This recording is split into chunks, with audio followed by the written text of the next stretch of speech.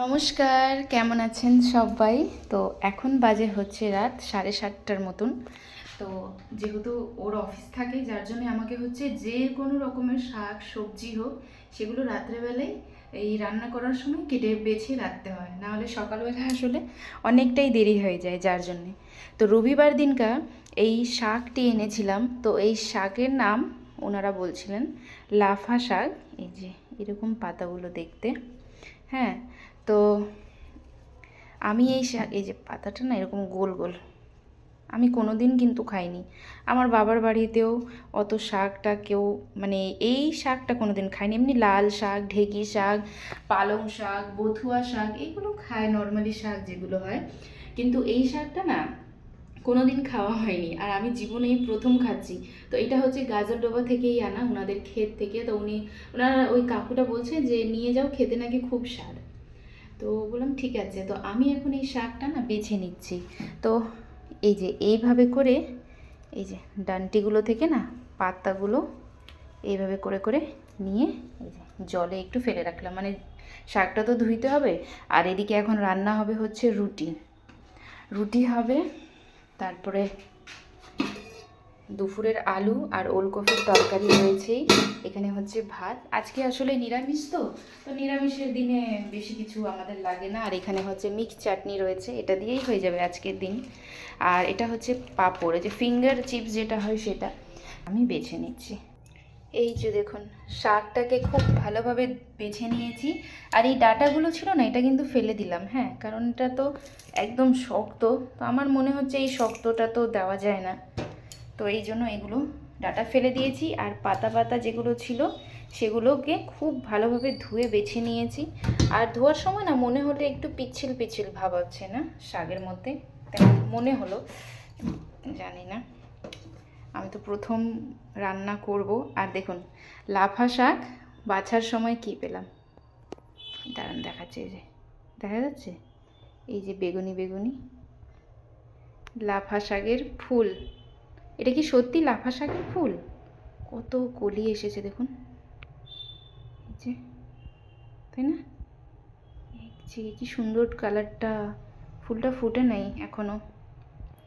এই যে লাফা শাকের ফুল, আমি তো জীবনে প্রথম দেখলাম। এটা কি সত্যি লাফা শাকের ফুল জানি না। এই যে আপনারাও দেখুন, ডাটাতে ছিল। এটাকে সাইডে রাখি। আর এবার শাকটাকে, যেমন আমরা নর্মাল শাকটাকে কুচিয়ে নিই, ঠিক ওইভাবেই কুচিয়ে নিচ্ছি। তো আপনারা আমাকে কমেন্টে জানাবেন এটা, যে এই শাককে মানে কি কি দিয়ে এটাকে রান্না করতে হবে। আসলে আমি জানি না, এই জন্য আপনাদের সঙ্গেও জিজ্ঞাসা করলাম। আপনারা অবশ্যই অবশ্যই আমাকে কমেন্টে জানাবেন, হ্যাঁ। চলুন এবার এই শাকটাকে কুচিয়ে রেখে নিচ্ছি। নমস্কার, কেমন আছেন সবাই? তো গতকালকে রাত্রেবেলা আমি একটা ভিডিও পোস্ট করেছিলাম যে লাফা শাক কিনে এনেছি, সেটাকে কিভাবে রান্না করতে হবে। আমাকে অবশ্যই অবশ্যই কমেন্টে সবাই জানাবেন, তো কারণ আমি তো জানি না। তো সেইখানে প্রায় অনেকেই সবাই কমেন্ট করছে যে আমি তো জানি না, আমরা কোনো দিন খাইও নাই। তো ঠিক আছে, আমি তো ভাবতাম আমি হয়তো একজন হব যে হয়তো এই শাকটা কোনো দিন খাইনি, কিন্তু আমার মতো অনেকেই আছে। যাক, ভালো লাগলো দেখে। তো আমি সেই শাকের রেসিপিটা ইউটিউবে দেখে শিখেছি, তা ভাবলাম আপনাদের সঙ্গেও শেয়ার করি। তো রাত্রেবেলায় আমি ভালোভাবে ধুয়ে একদম কুচিয়ে রেখেছিলাম। তারপরে প্রেশার কুকারে একটু লবণ আর হচ্ছে হলুদ দিয়ে শাকটাকে সেদ্ধ করে নিয়েছি, ঠিক আছে। আর ঢাকাটা খোলার সঙ্গে সঙ্গে এই যে এটা দিয়ে শাকটাকে পুরো ঘেঁটে দিয়েছি। এইবার কি করব চলুন দেখাই। চলুন এবার বানানো শুরু করি। তার আগে এই যে প্রেশার কুকারে যে শাকটা ছিল না, আমি একটু ছেঁকে নিয়েছি। আমার মনে হচ্ছিল জলটা না একটু বেশি হয়ে গেছে, আর সময় লাগবে জলটা শুকোতে, না ফেললেও হয়। ফেলে দিলাম আমি। একটুখানি তেল দিলাম। আর এই প্লেটের মধ্যে হচ্ছে অর্ধেক, এই যে বড় পেঁয়াজ ছিল তো অর্ধেক দিয়েছি পেঁয়াজ কুচি। আর 8টা থেকে 10টার মতন রসুনটাকে একটু থেতো করে নিয়েছি, দেখুন এই যে। আর হচ্ছে কাঁচা লঙ্কা।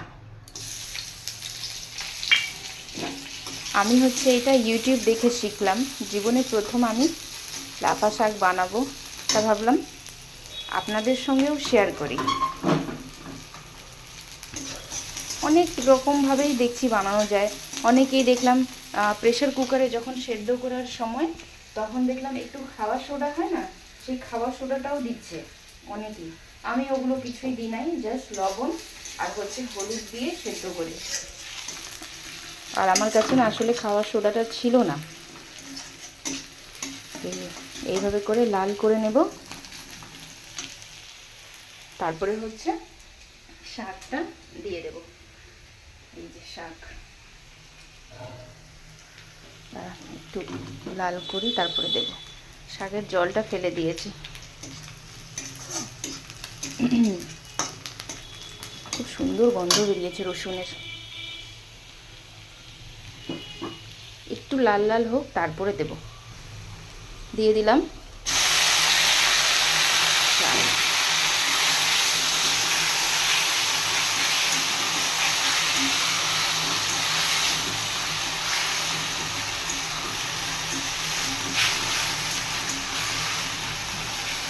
একটু লবণ আর হলুদ দেব। একটু লবণ দিলাম, হলুদ নাই নাকি? না না আছে, এত লাগবে না। এই যে খুব সুন্দর গন্ধ বেরিয়েছে। দেখি যদি ভালো লাগে শাকটা খেতে, তাহলে কিন্তু নেক্সট টাইম আবারও আনবো।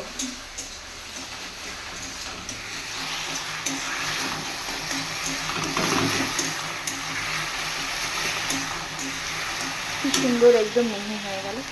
এইভাবে করে করে এই শাকের জলটা একদম শুকিয়ে, যেরকম আমরা অন্যান্য শাকগুলো বানাই না, নামানোর সময় একদম শুকনো শুকনো করে নামিয়ে নেব। গন্ধটা খুব সুন্দর বেরিয়েছে।